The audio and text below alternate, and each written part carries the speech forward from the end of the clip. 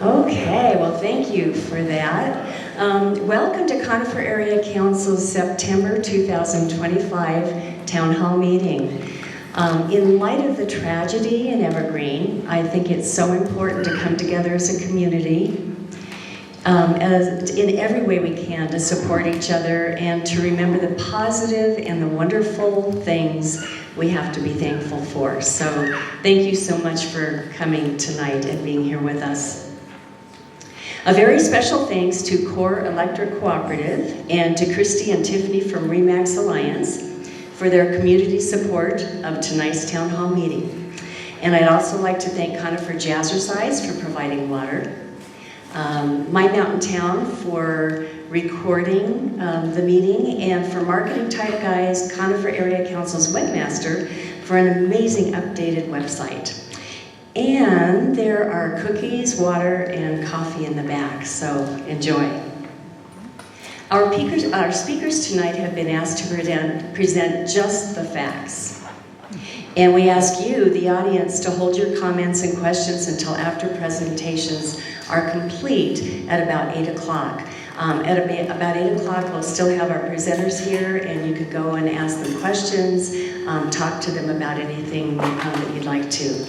So please wait until then. So what's going on around here?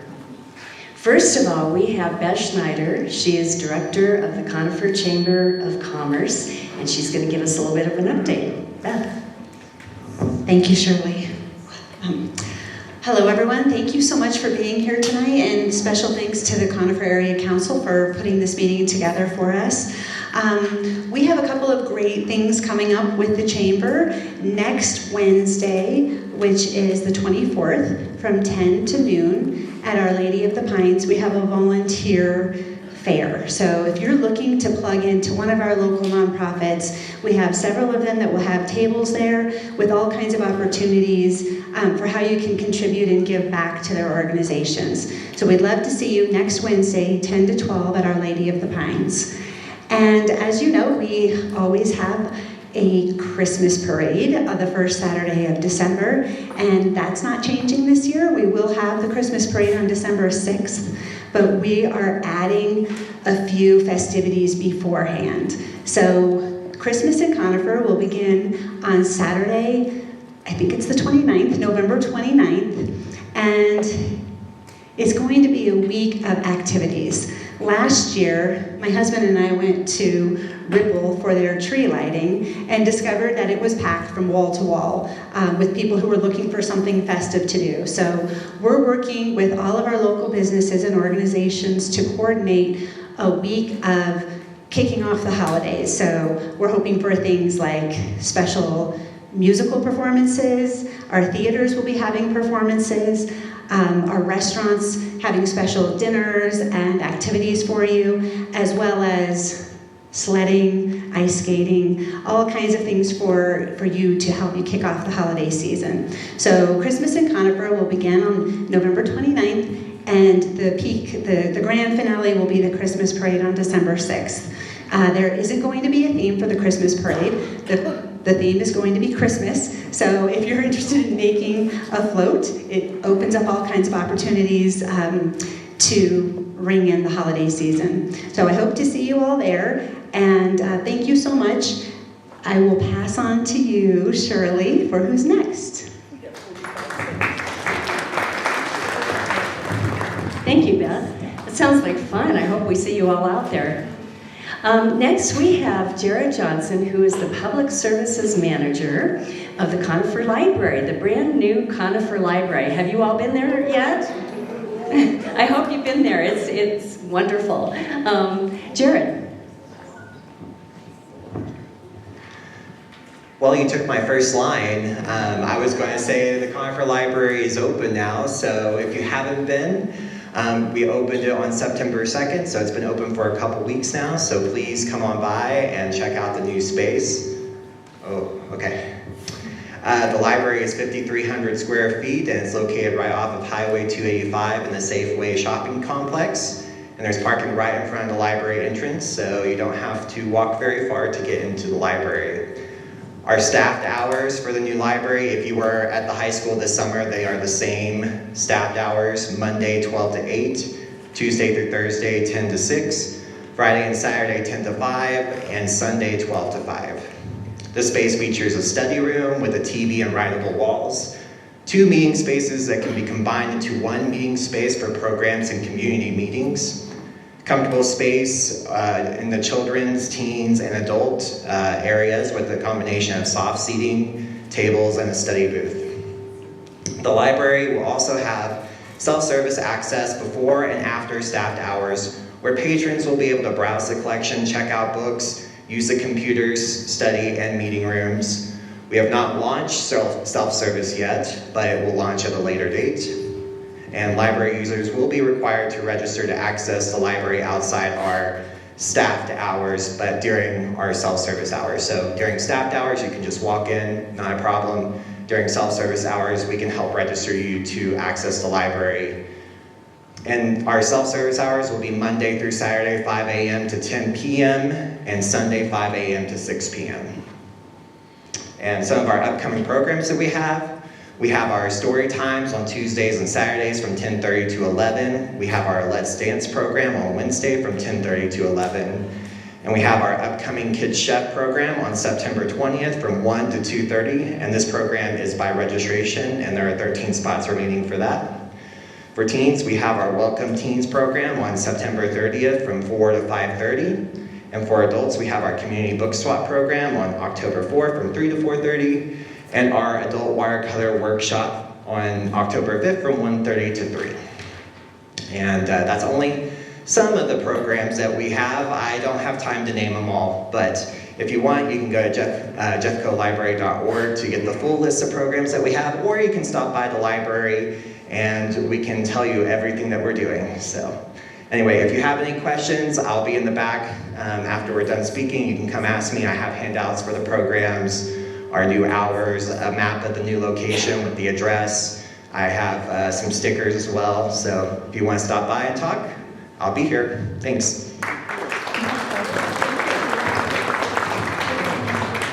Thank you, Jared. Next, we would like to welcome our new West Jefferson Middle School principal, Tanya Lopez.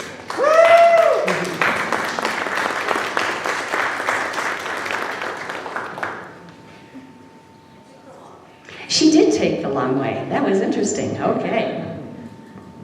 Thanks so much, Shirley, and thank you so much to the Conifer Area Council. It's so amazing to see such a connected community and see all of you here. I'm so proud to have you at West Jeff, and I know this is where you usually meet, but I'm so proud to have you here. Right now, I'm just reminded as a principal in Jeffco and a principal in Conifer, the importance of community. My values are grounded strongly in, my strongest value is community.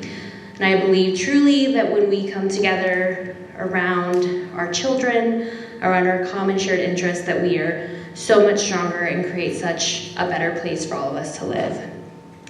As we look forward to the future for West Jeff Middle School, we're thinking about lots of ways for our students to find themselves academic belonging, consistent academics, meaningful exploration, grounded in what we're calling the CULT traits, things that our students will be, who they will be when they leave West Jeff and they go off into our community.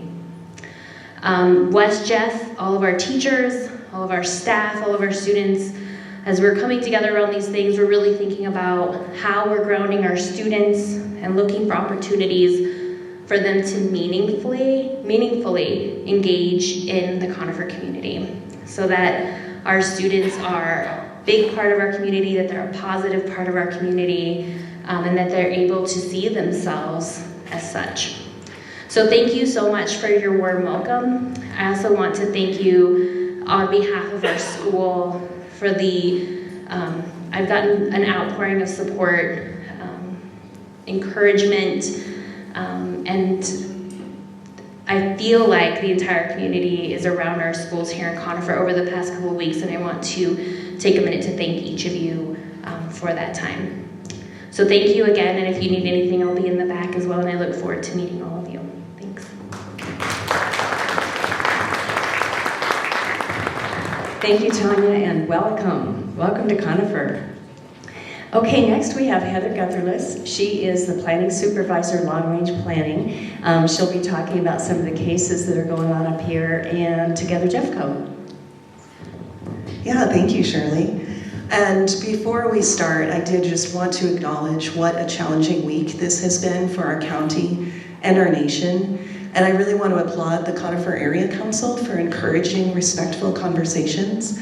I also want to reiterate what the principal of West Jeff Middle School said about talking to your neighbors, finding commonalities with your neighbors and other community members. I'm an Air Force brat, and I have lived all over this great nation and in a couple of other countries. And I have found that as humans, we have a lot in common. And if we can find those commonalities, it can really help us when we need to have more difficult conversations. With that, I'll get into what's going on in development in Jefferson County. We have 28 cases, which is the same amount of cases that we had in April when we came and presented. There are some changes. Some things fell off the list, some things were added. This kind of gives you an overview of how many cases had things change since April. I'm not going to talk about all of them. I'm just going to talk about a few that I thought seemed like they might be of more interest to the community. First, I'm going to talk about a couple of pre-applications. As a reminder, our pre-application process is very preliminary, just to give people an idea if they wanted to do something with their property, what it would take to go through the county processes. And only about 40 to 50% of them do move forward to a formal application. The first one that I want to talk about is in the Pine Junction area. So right there on like the northeast corner of 285 and Pine Valley Road, Glen Drive, the property that is in red, came in for a pre-application to rezone from Mountain Residential 2, which allows residential uses, and then it's also zoned Commercial 1, to Industrial 2, to allow for a new wood pellet milling facility and other wood products. This is within the Pine Junction Activity Center in the Conifer 285 area plan. The plan recommends mountain scale neighborhood commercial or residential uses. The next pre-application is in the Conifer Activity Center, and this is one that for those of you that have been around for a while, you may recognize this property. This is Conifer Corners. It was rezoned probably about 10 years ago, if not more. Time flies when you've been at the county for 26 years. And they want to come in and use the existing zoning that they have to subdivide into 75 lots for townhomes. Since this is a subdivision, it wouldn't be subject to the recommendations of the area plan, but it is subject to all of our typical regulations.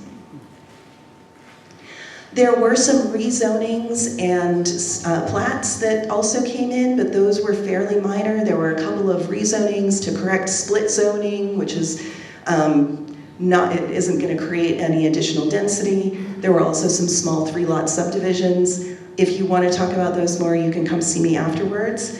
I wanted to just let you know about a couple of site development plans. As a refresher, site development plans, the zoning is already in place, so the uses are already allowed on the property, but the site development plan gives staff an opportunity to ensure that regulations are met regarding architecture, landscaping, lighting, drainage, traffic, things like that. So the first one that I wanted to talk about is off of South Deer Creek Canyon. You may remember this from last summer. They went through a special use to allow for a religious retreat. They're in to build their prayer cabins and an indoor chapel. Then the other one is also a religious facility, and it is in the Conifer Activity Center off of Noah Avenue.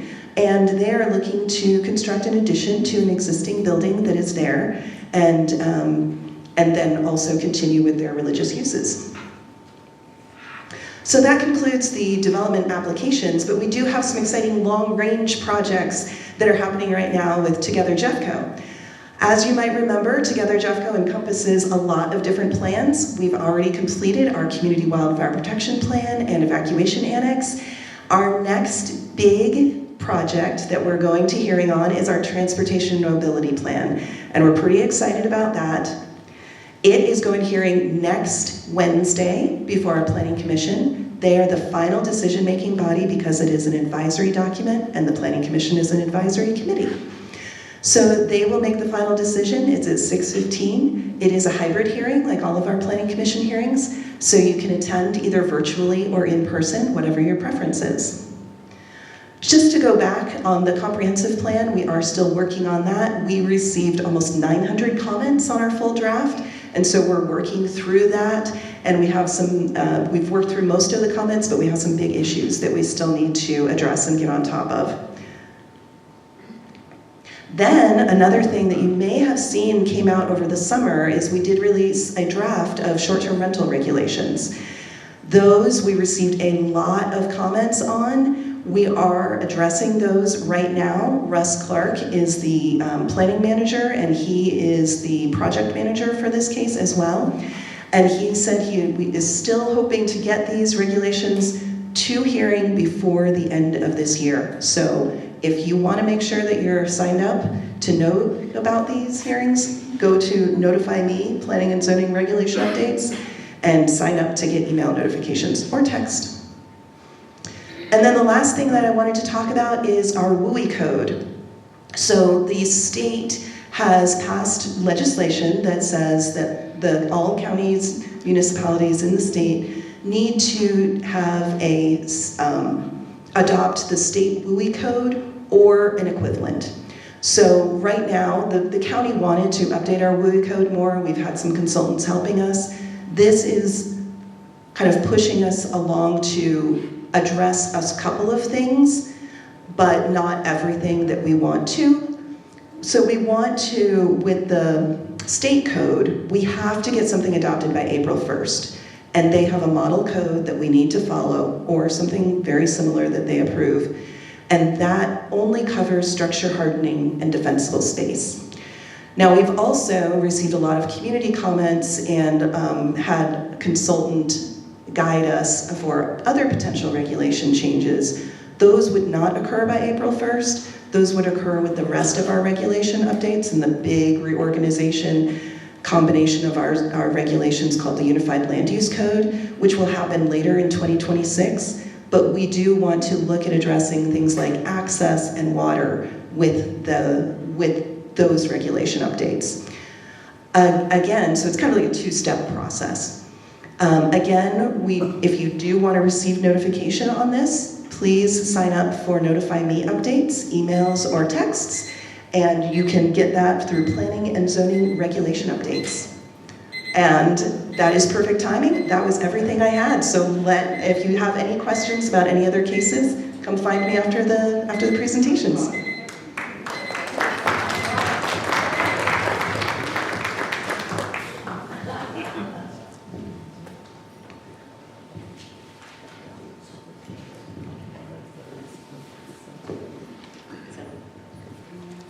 Sorry about that. Still working with microphone issues, it seems. Talking about short-term rentals, it is a pretty big deal, especially up here. I did read at some point that there were like 700 that haven't registered. There's so many issues with short-term rentals. We are going to be, at our November meeting, we're going to be talking about short-term rentals and all of the ramifications of the problems that come about because of short-term rentals. So that's going to be a great meeting to be at. It'll be November 19th. Just wanted to mention that. So next we have Representative Tammy Story. She is going to give us a legislative update. Tammy.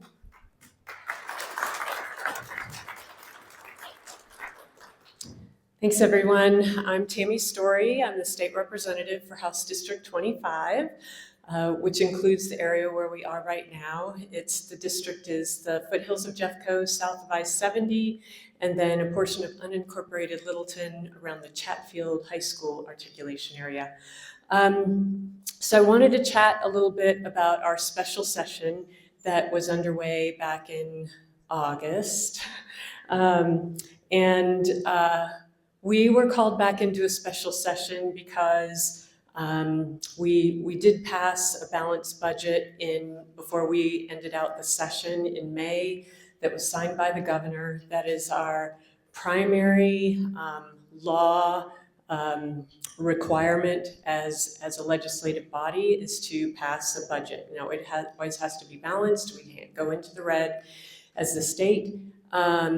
But then after July 4th, when HR 1 passed in Congress, that made some dramatic changes to our budget because it became very apparent that some federal funding that we were anticipating for this fiscal year that started July 1st, that we were not going to get all the funding we were expecting, which left a $1 billion hole in our current budget. So we were called back into special session because we had to address that. We did it in a manner of a couple of different ways. We closed some corporate loopholes that will help keep more tax revenue in the state. And we also work to continue to provide for some services that are already in place that we think are really important. And primarily we were focusing on healthcare and healthcare costs across the board in the state of Colorado, and also food assistance for people in particular that utilize SNAP. I'm down to 1 minute already. So anyway, we passed a number of different bills. I have a sheet that I'm willing to email to you if you will stop by and see me on your way out. Jot down your email. I will send you this sheet because I don't really have time to go through all of that. But I also wanted to share that I know you all are well aware of the high school shooting at Evergreen High School last week on Wednesday. It's a very traumatic and unnerving situation for, the entirety of the Evergreen High School community, staff, students, family members, but also all of us. There are a lot of close ties between Conifer and Evergreen, and I'm continuing to hear from people who want to have discussions about that situation, and I am meeting with people and spending time connecting with groups of people and individuals to help us work through that recovery. So if any of you have a reason or a need or desire to reach out to me, please feel free to do so, and I will join you in conversation. Thanks so much for being here.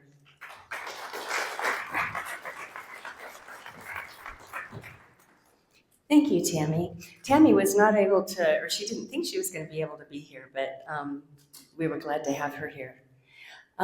Senator Mark Baisley was not able to be here, however, tonight, but he did send a little bit of information, and Kurt Kaiser, our Conifer Area Council Vice President, is going to give an update. Kurt.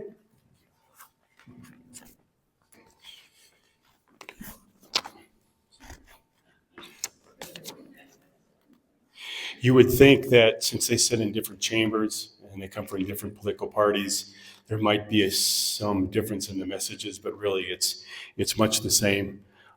This is what Mark Baisley wanted to emphasize what they did in the special session and what their goals were. These are the results. 11 bills passed.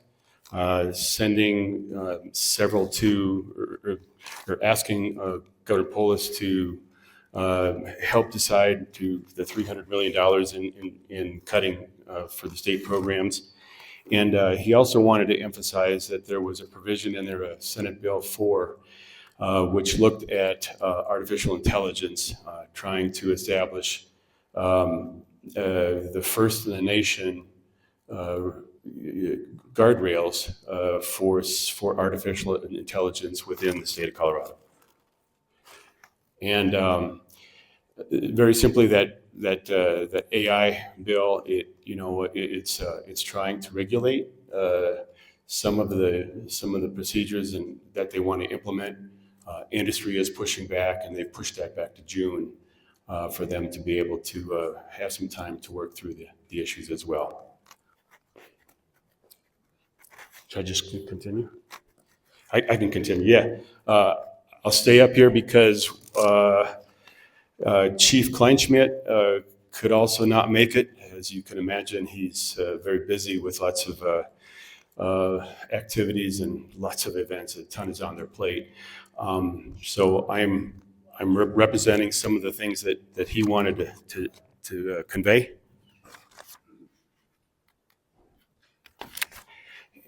Foot Stomper here is they've got a wonderful website, and they want to steer you towards that website.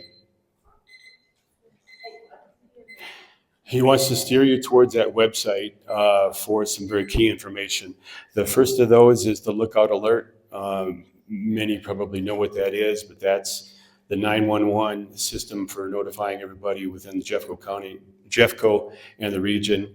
And there's more information at that website location if you want to know more about it and sign up. The second one is the Law Enforcement Authority reports. These are posted quarterly, and there's a ton of information in there, everything from what they're doing to prevent crime from happening. They have statistics on, hang on a second, sorry.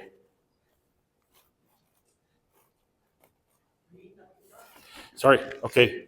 My bad. They post it quarterly. Topics include crime prevention and education, new news, staffing, wildland fire management. They address SROs, crime statistics, and much more.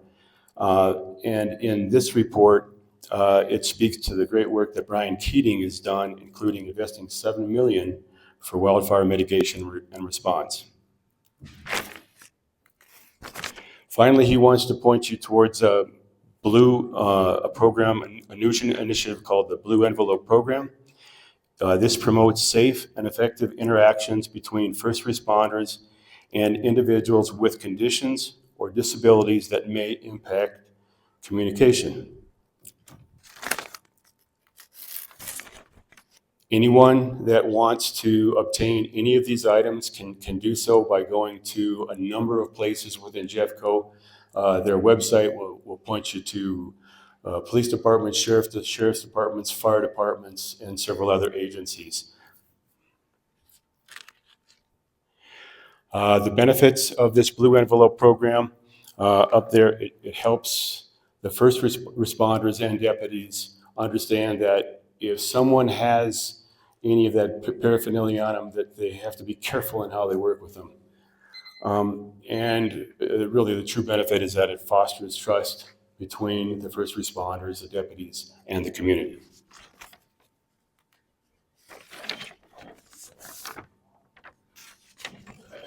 Lastly, specific to the recent tragic event at Evergreen High School, he wanted you to know this in his words. The tragic event at Evergreen High School on September 10th will never be forgotten.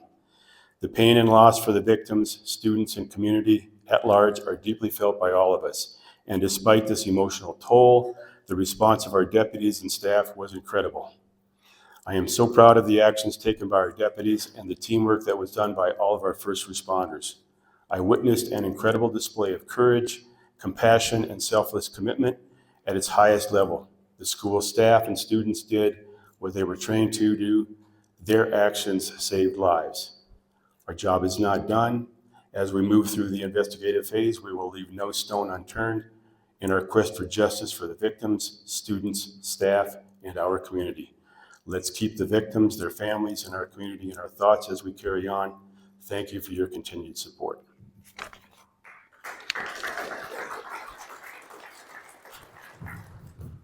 Thank you, Kurt.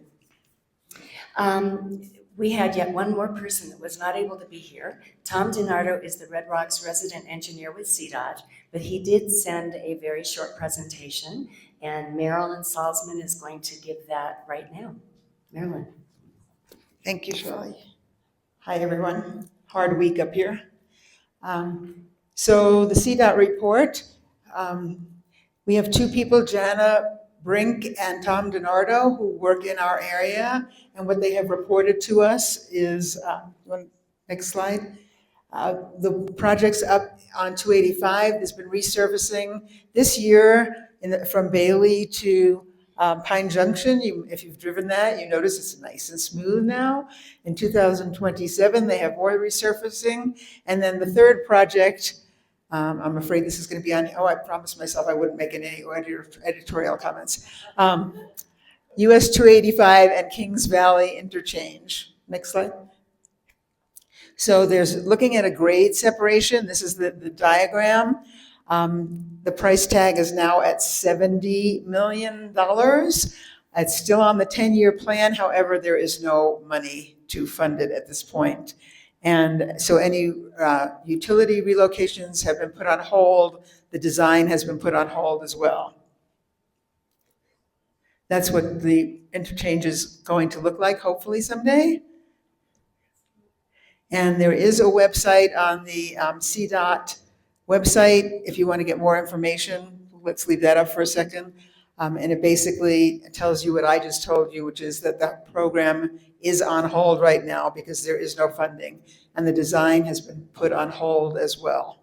So it'll be a while.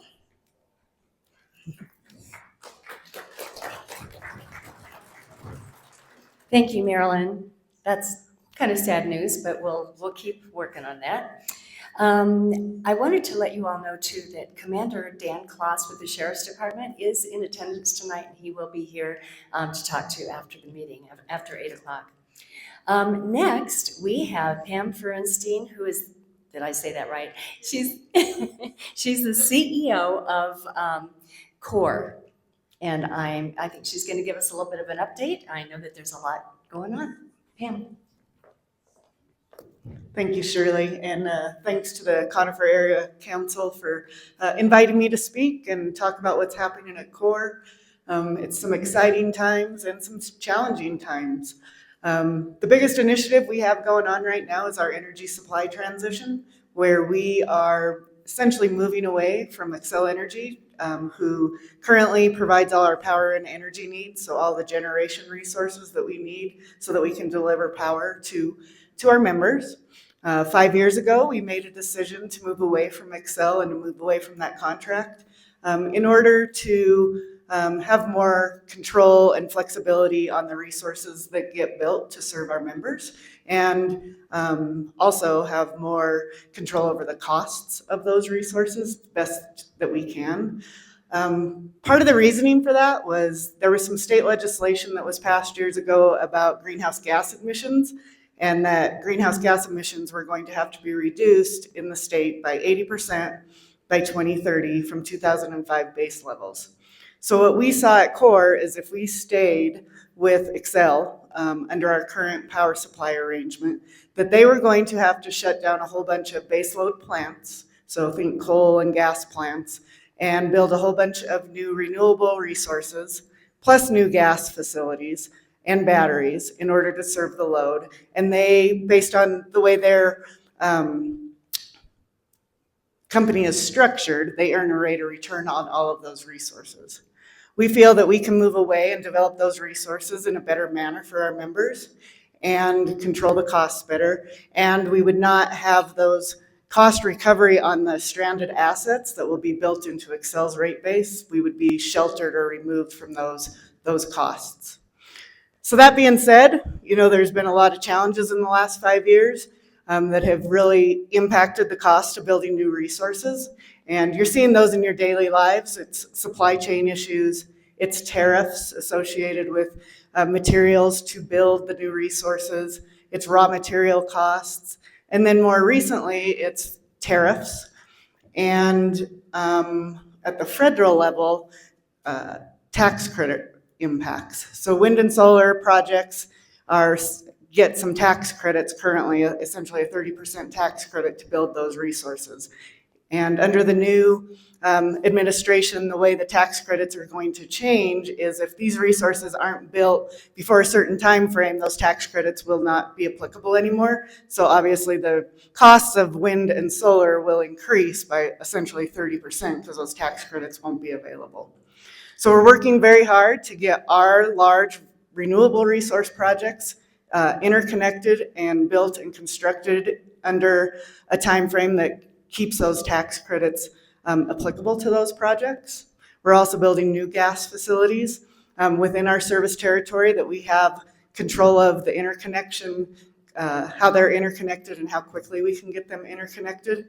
But the long and the short of it is our power costs are about 60% of the costs that we have as an organization, and those costs are going up. And that's why you are seeing rate increases from CORE. It's really to cover those cost increases.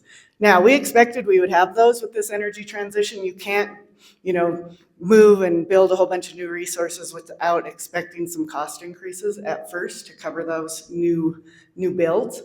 The costs are higher than what we anticipated when we made these decisions 5 years ago, but I fully believe it is still 100% the right decision for CORE and our members. We believe we will see some cost increases over the next couple of years, and then those will start to flatten out over the latter years once our resources are fully constructed and operational. What does that look like? It looks like probably anywhere from 16 to 24% rate increases over the next 4 years is what we're projecting right now. If you look at us compared to our neighbors, from a rates perspective, I think you will see that it'll keep us completely competitive with all of our neighbors, and I think, even probably in a better position than a lot of them. Time will tell, and we will continue to report out on what those rates look like compared to our neighbors. The other thing that you should know is 20% of our costs are what we call our controllable costs. So that is where, our labor, all of our expenses to operate and maintain our system, all of our maintenance programs for wildfire mitigation, that's about 20% of our costs that we really have in our control. And we are doing everything we can to manage those controllable costs so that we can put some downward pressure on rates while we know we're going to experience and can't control things like tariffs, supply chain, interconnection costs, transmission costs to deliver the power to our members. So those are some of the things that we're doing. Other impacts, we are building these new resources, and the state is looking at some other requirements. So by 2040, having 0% greenhouse gas. So there's uncertainty around that, and how are we going to really, advocate for our members that going down that path, that the cost can't be impactful to the members to go to a 0% greenhouse gas reduction by 2040. So with that, I know it's not great news, but I can assure you that, I think it is from the standpoint that in the long run, I think our costs are going to be much more competitive and, along the mission of keeping reliable, safe power delivered to you at the lowest cost. And that is our goal. Thank you.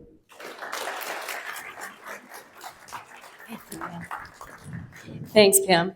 So Angela has been wanting a hook to get everybody off the stage for years, and she got a timer instead. So sorry about the beeping. Okay, so on a lighter note, we have so many gorgeous, beautiful, and recreational opportunities in our own backyard. And we have some people here that want to talk to you about what's here now, what's in the works, and what are plans for the future. So first of all, we have Peter Barkman, who is chairman of the Conifer Area Council Trails Study Action Team. And he's going to be talking about some things that have been accomplished and what's happening and what's going to happen in the future. Peter. Thanks, Shirley. Oh my, where did he get that picture? How does that? Anyway, I'm going to talk about what our trails team has been up to, achievements and what we envision in the future. For those who may be new to the crowd, just a little bit about the history. 2006 survey identified trails as a high priority for the community. And we formed this trails team, study action team at that time based on that response. It continues to be a strong, in every subsequent study, we've seen that people are interested in trails. And our mission is to provide safe pedestrian and bicycle mobility throughout the community. What do? We meet monthly. Our monthly meetings, we discuss updates, status of various projects, particularly by open space and transportation and engineering that might affect that mobility. And we also watch the planning and zoning cases, as Heather mentioned. These things go through these reviews, and we're there to see if trails can be included in a development plan, because that's our ability to expand the network through private property. And then obviously we sit and dream up other things we can do to improve the connectivity in the area.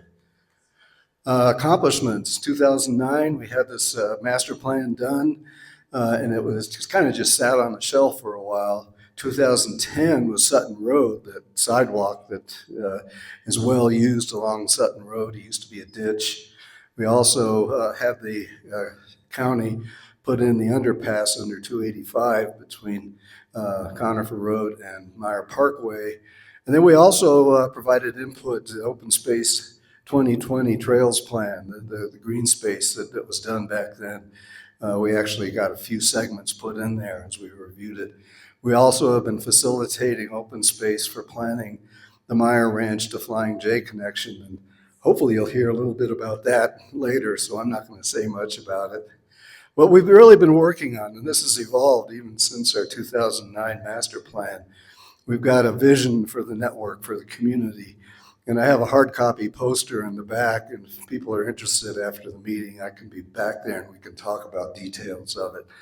I have a lot of dreams.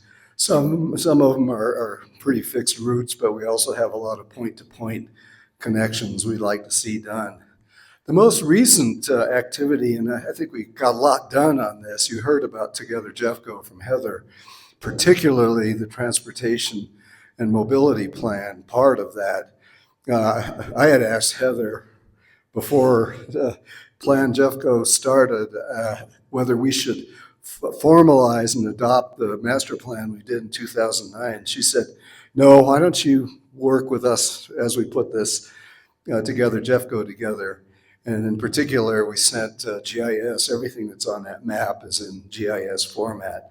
And I was able to provide that to both transportation and engineering and open space as they went through the planning process.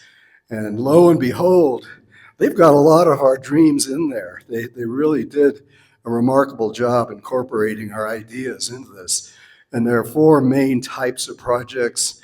One is filling sidewalk gaps, and there are 10 segments. The map here, these yellow highlights are the segments that are now adopted in the plan. So they're not just our dreams, they're in the plan. Pedestrian pathways, 8 segments. Multimodal corridor projects, 4 segments, and 1 intersection. So we were really happy to see all this incorporated in it. Just some examples. One is Barkley Road between County Highway 73 to Albo, which is right up there by the Ace Hardware and the elementary school. Conifer High School to Flying J. This is really important to a lot of us here. That's trying to link to the park.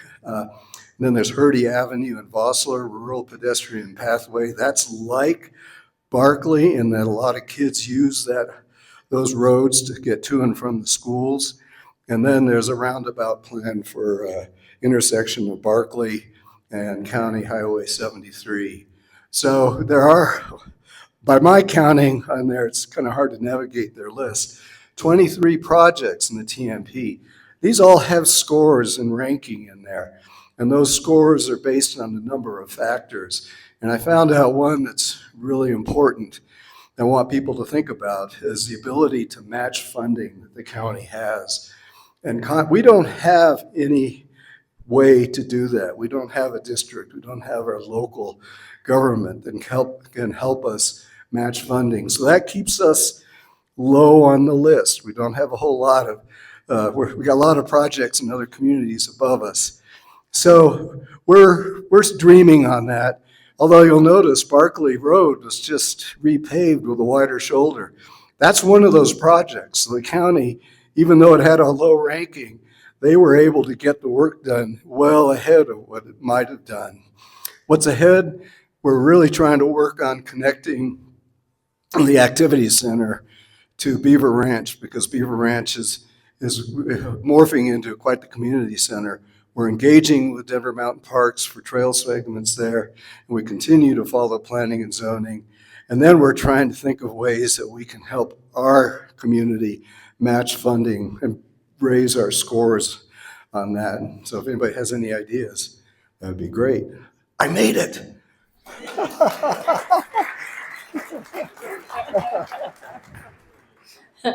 Peter, no beeping. You did great. Okay. Well, next we have Elizabeth Stoner. She is senior planner with Jeffco Open Space, and she is going to talk about, I believe, Meyer Ranch to Flying J Ranch. Okay. Thanks so much. Thanks, everybody. Hi, I'm Elizabeth Stoner, Senior Planner with Jefferson County Parks and Open Space. So tonight I'm going to give a quick update about the Meyer to Flying J Trail connection. Thanks, Peter, for teeing this up for me really nicely. So the map behind me is a conceptual overview of this trail connection. And really the goal of the trail is to connect two parks that we have in our system. On the right, we have Meyer Ranch Park. On the left, we have Flying J Ranch Park. And so this has been a trail connection that we've been talking about for a very long time. And fortunately, we've made some recent progress. So I'm super excited to share that with you all tonight. So my plan was just to go from right to left on this map and kind of give some updates on the trail segments as you see them. So starting on the right, the trail, as you can see, will connect into Meyer Ranch at that current overflow parking area at the park. So as you're driving down 285, if you're driving west, it'll be on the right-hand side. So that's where the trail is intended to connect into. We're currently working on the alignment as it sits or as it goes through as it goes through the Meyer Ranch Park property. Recently, the trails team, our cultural resources team, as well as our natural resources team met on site to kind of look at what an actual alignment will look like.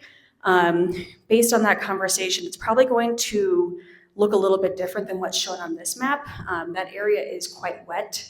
There is a wet meadow. I'm sure that you've noticed that it's very green for a good part of the year. And so to avoid that, we'll most likely bring that trail north a little bit different than what is shown here. But I think that that's going to be a really nice visitor experience. Try to take advantage of that space a little bit more. So as we're moving left, we're currently working with Father Gaines from Our Lady of the Pines, as well as a local property owner to modify the existing trail easements that we have on the properties just west of Meyer Ranch Park property. Those conversations have been going really well, and so we're super excited about showing a more solidified map, hopefully in the near future. So as we move, we'll be crossing Eagle Cliff Road, which is the road that goes up towards Our Lady of the Pines. We currently have a trail easement with Mark Bossman, who is a large property owner on the corner of Eagle Cliff and Conifer Road there. So he's been great to work with. That will allow us to take the trail off of the road at that point. And so then it will go kind of on the bottom part of his property and then extend into what we have right now is actually already an easement with Aspen Park Metro District. So those are the folks that manage the property behind the big R in King Soopers. And so we are actually already constructing that section of trail. So if you've been in that area, you may have noticed some activity back there. That's been going really well so far. Essentially what that'll do is that'll connect with the existing concrete path that's behind King Soopers. So if you walk behind King Soopers, it's kind of this strange path that just ends nowhere, essentially. And so we are going to be linking into that. And that's where we currently have trail crews out right now.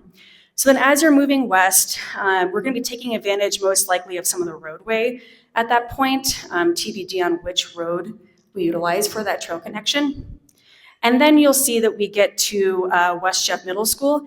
And I should apologize, this map is actually incorrect. So you'll see that West Jeff Middle School is not shown correctly as a land manager on this map. But you can kind of see where we are a little bit right of where that red pointer is right now is West Jeff Middle School. And so we've had some preliminary conversations with the school, TBD on where that goes, but so far they've been very productive conversations on potentially utilizing the school property for a trail going through here. And then what is now shown on this map as West Jefferson School is actually Denver Mountain Parks property. And so we have a really nice relationship with DMP, as we call them, and have had preliminary conversations with them as well about utilizing that space for a trail connection. They're supportive. The trickiest part, I would say, of this whole connection is dropping down to Highway 73 and then crossing 73. Again, we've had preliminary conversations with Transportation and Engineering. They've been very supportive of the project. It'll most likely be an at-grade crossing, meaning that the road would likely be striped and there'll be flashing beacons, but that's all very much preliminary. In terms of where that trail crossing will happen, probably a little bit south of where that bend is, just to make sure it's as safe as possible. And then at that point, we are on to Flying J Ranch property. So that is kind of an overview of what the trail will look like. As I mentioned, we've already started some of the construction behind King Supers. And the plan is to start the Meyer Ranch Park property stretch next year. So most likely you will see some folks in that meadow area next year constructing the trail. And then we'll have a really nice trail from King Supers to Meyer Ranch Overflow. So the rest of it, a little bit more TBD, but I'm happy to answer any questions. I'll be over here. And yeah, really exciting stuff. Okay, thank you. Thanks, Elizabeth. Very exciting.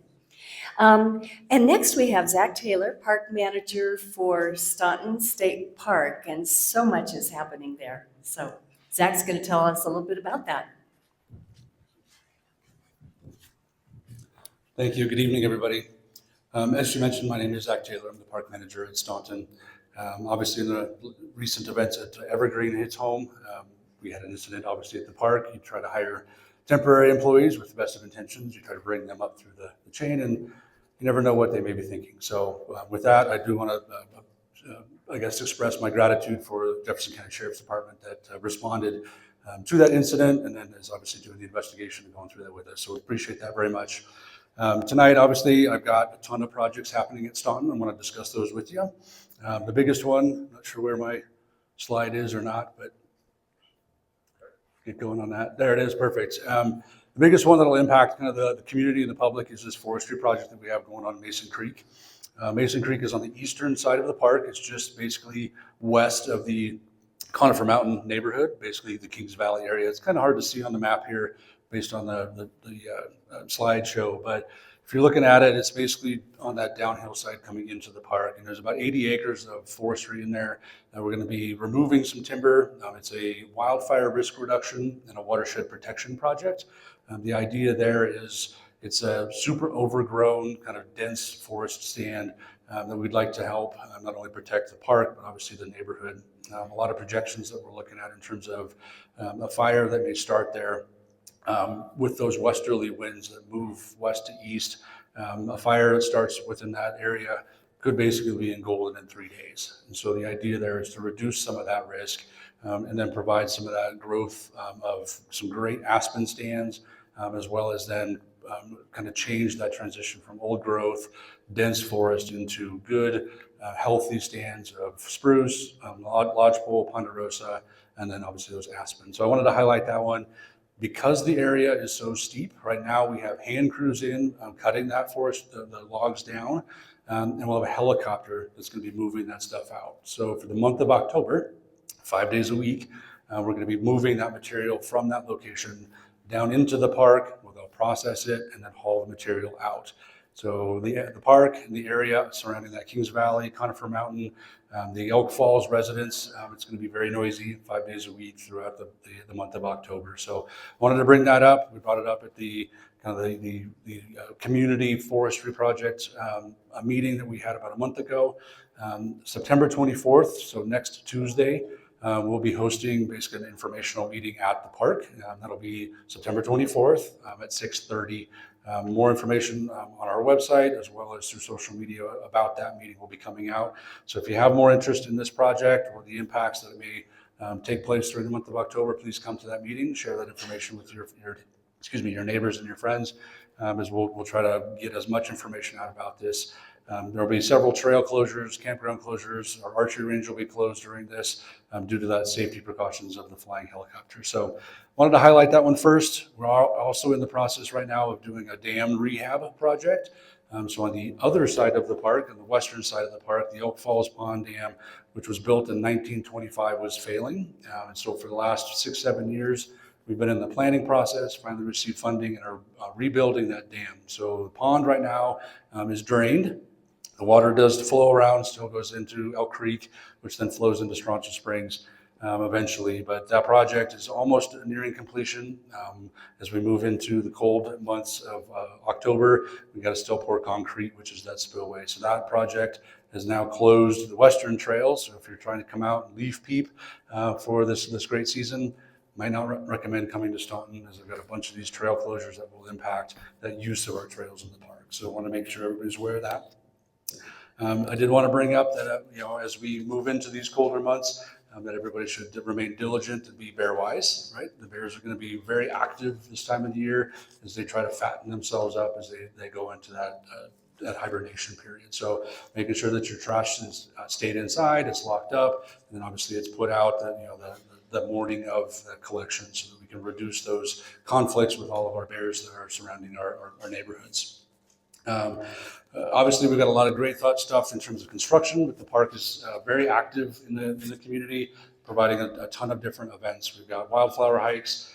We have history tours. We just celebrated our Living History Days, which we did this is about the 13th year we've done that.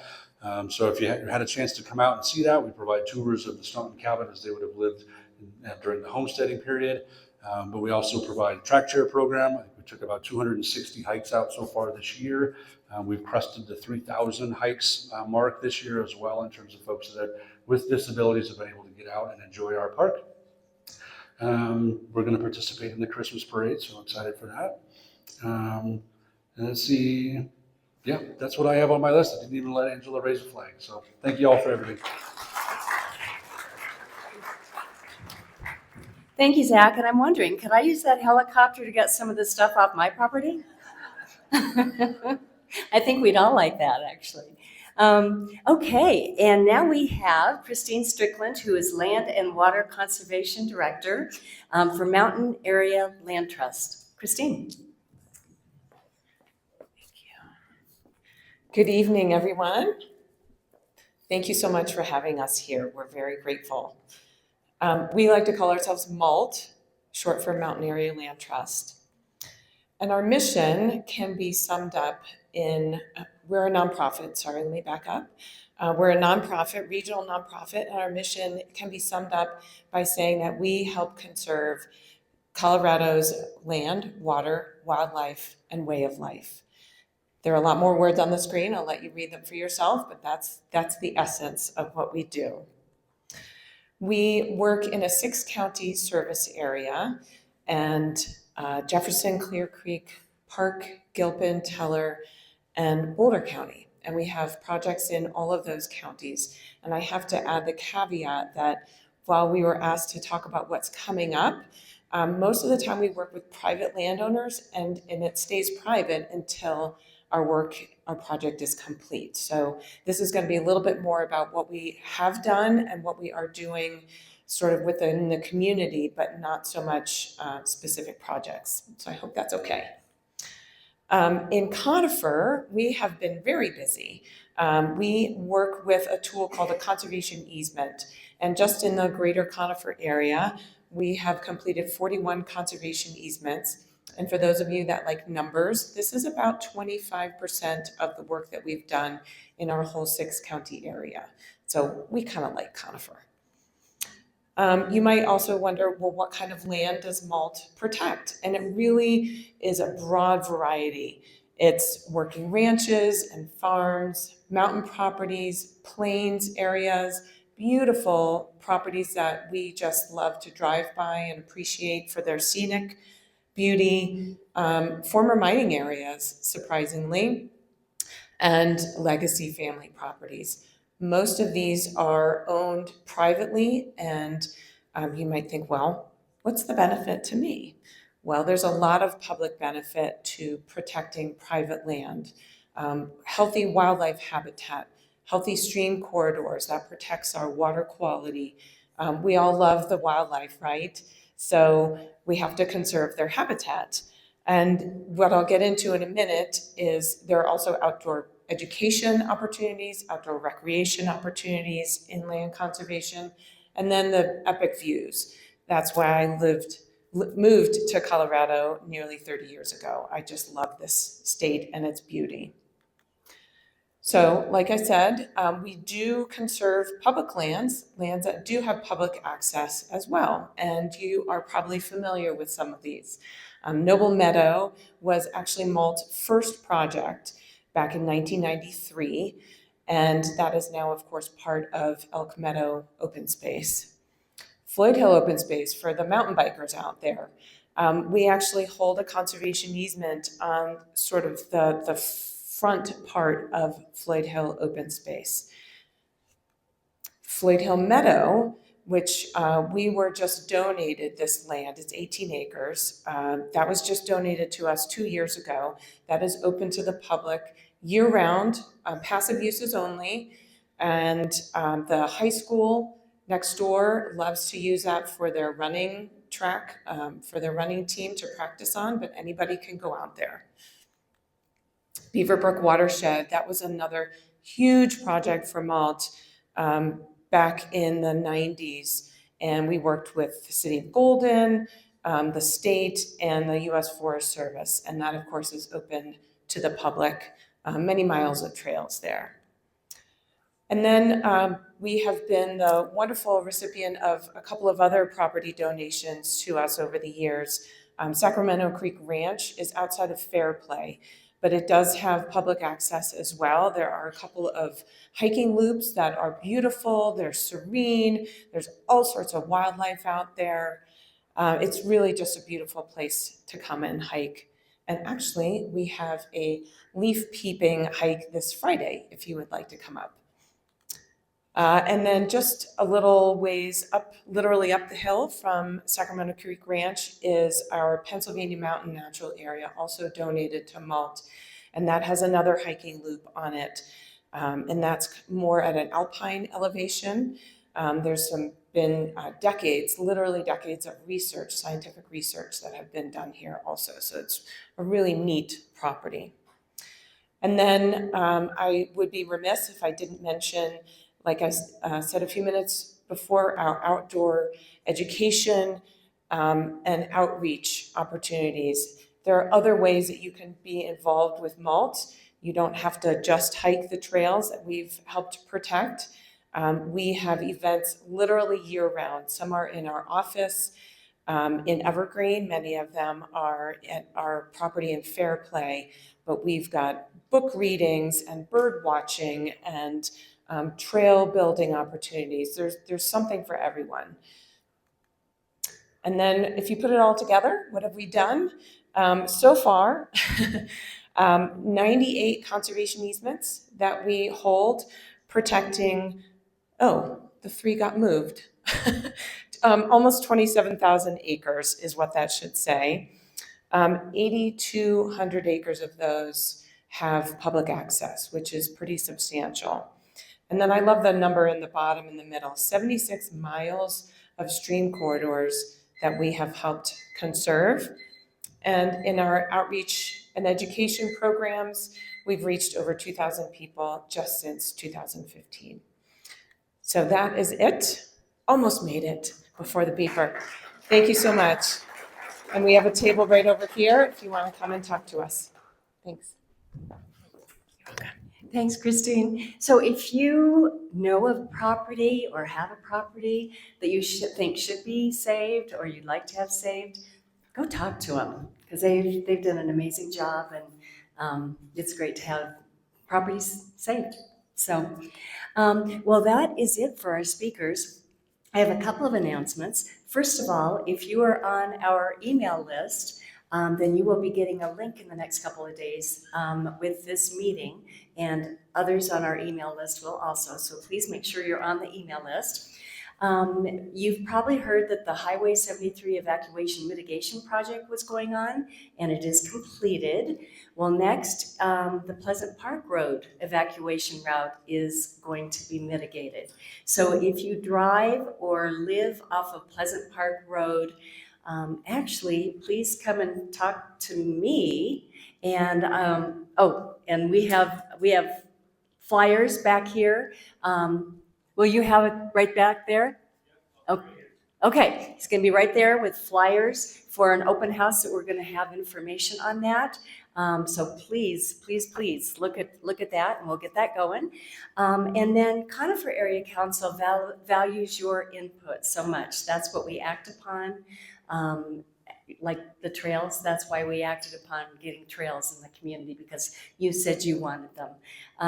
But anyway, we have a Conifer Community Survey that will be launched at the beginning of January. So please be on the lookout for that. It's going to be a lot shorter than the last one. And we really, really want your input. So, okay, well, next town hall meeting is going to be Wednesday, November 19th. Again, we're going to be talking about short-term rentals, and that's a really, really important topic for all of us up here. So I hope to see you then. Please stick around and talk to our presenters and everybody that has information around the room. Thank you so much for coming.